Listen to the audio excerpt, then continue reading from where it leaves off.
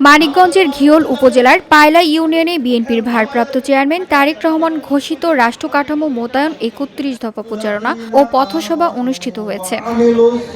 রোববার বিকেলে ইউনিয়নের পায়লা মোড় এলাকায় এই সভার আয়োজন করে পায়লা ইউনিয়ন বিএনপি। সভায় প্রধান অতিথি ছিলেন বিএনপির জাতীয় নির্বাহী কমিটির সদস্য ও মানিকগঞ্জ জেলা বিএনপির সাবেক সাধারণ সম্পাদক এস.এ. জিল্লা কবির। তিনি বলেন, রাষ্ট্রীয় পরিচালনার জন্য তারেক রহমানের ঘোষিত ৩১ দফা একটি গুরুত্বপূর্ণ দলিল। এতে বেকার ভাতা প্রবর্তন, দুইবারের বেশি প্রধানমন্ত্রী না হওয়ার বিধান সহ রাষ্ট্রীয় সংস্কারের নানা দিক লিপিবদ্ধ রয়েছে। তিনি আরও আশা প্রকাশ করেন, আগামী জাতীয় সংসদ নির্বাচনে বিএনপি জনগণের ভোটে ক্ষমতায় আসবে।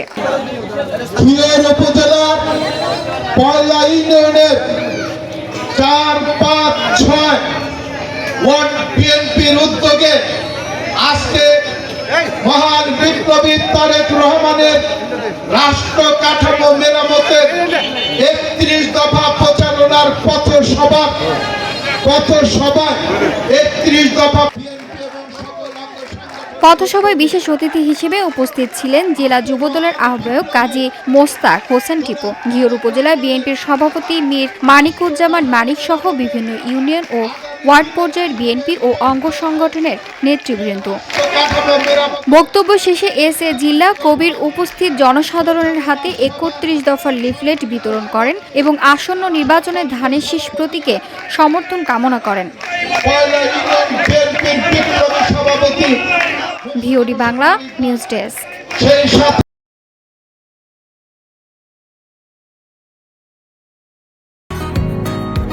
বসুন্ধরা, উত্তরা, বনশ্রী, কুড়িল ও বাড্ডা সহ রাজধানীর বিভিন্ন স্থানে অভিজাত ও অত্যাধুনিক মানের ফ্ল্যাট কেনার এক নির্ভরযোগ্য প্রতিষ্ঠান প্লেজেন্ট প্রপার্টিজ লিমিটেড।